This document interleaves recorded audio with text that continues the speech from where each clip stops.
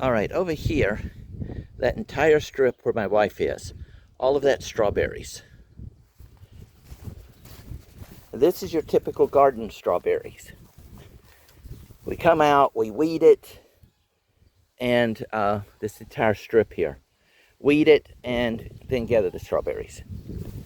Over here is the, ouch, hello tree limb. Over here, this little spot right here, which is maybe a 2 by 3 meter, carries all of our currant berries and my wild patch of strawberries. And we're collecting today. So we're going to see what we get out of the tended rows versus the wild grown, because this also allows me to have all the flowers and stuff in here for the bees. We'll see which one actually produces more. Same soil, same area. It's just this one is not continuously tilled every year. It doesn't have fertilizer added to it. I just let the stuff grow. It dies. It does its natural thing. And you can tell here, this used to be the rows. And we had the little rows here. But I let it go wild several years ago. We just couldn't keep up with all the work in the garden. And I'm actually looking at getting better. But the rain's coming, so I need to get this done. So, same kind of land. They're only separated by a few meters between each other. So they get the same rain, the same water. The ones in the little wild area behind this 2 by 3 greenhouse gets no fertilizer. We do not water them. They're literally, those and the currants and everything just grow wild. Originally I had little strip rows. They were all the same strawberries. They come from the same dealer, same species. The ones out here has the grass that's picked, which means the water dries up real quick, so we're always having to water it. And it gets fertilized, the ground gets tilled the spring before we do any planting. Okay. This one takes a lot more effort, time, and in all honesty, money to maintain than the wild patch. We've got about, would you say we've got about the same number of strawberry plants over there? Yeah. So we've roughly got the same amount of strawberry plants in the tended area as we do the wild area. The wild area provides the grass. We've got an entire insect microculture going on, the flowers for the bees. We've got ants, all sorts of things in there, as you saw. However, and it's a little more labor intensive to pick them, but that is from the tended garden. That is from the untended garden. And I'm telling you, overall, we hadn't even pulled the currants out yet.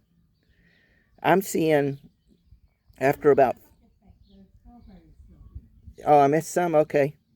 After about 5 years that's been going wild, this has been a consistent average. So, and we've got fewer green strawberries over here, and I've still got a lot in the back. My wife says I even missed some. So, you make your own determination, but I honestly believe doing it the more wild version, we're getting more and better crop, more biodiversity, more insect pollinators. Just overall, I think I'm going to go to that method. Maybe I'll just keep a little trail ran in between, but this is definitely, this is the 5th or 6th year in a row that I've seen this comparison. And so I'm moving to a more wild garden context in total over time. So over on this area, this was all tilled and everything. It's semi-kept. But you'll notice, still I let it go a little wild. But this whole bush here is nothing but mint. In the back, that bush back over there, is nothing but mint. And it's all wild grown. This is just it self-maintains itself. Okay. The grapes. Normally we'll trim off the trailers, but that's about it. We just collected radishes and stuff through here. Back in through here is sown the carrots. This is just a family tree, been here for years. We're trying to save it. It's just getting so old. And I'm talking to the camera. And so I think overall, wild farming, as long as you can maintain some kind of a row system, but letting it, like here, look at that. In here we've got radishes, we've got potatoes, which will get dug up. We've got poppies, all of that. But it's all growing, okay? It's a little bit harder to harvest, but it's a lot less to manage. I've got a little crossrow that runs here. Can't really see it too much. A little crossrow right here that I can get in. But, I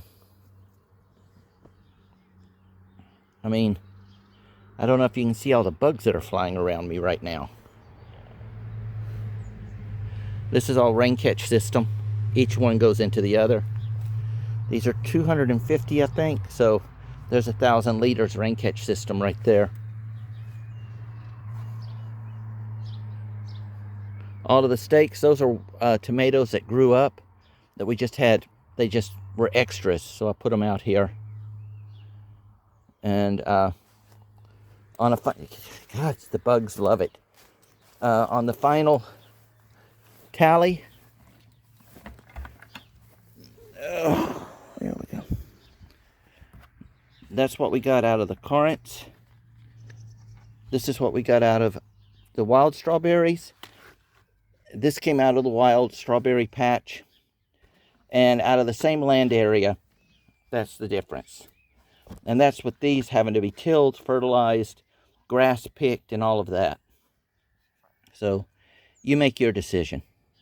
But the bugs are getting real heavy out here, so I know the weather's changing and is about to start raining on us. So got to get back to helping the wife.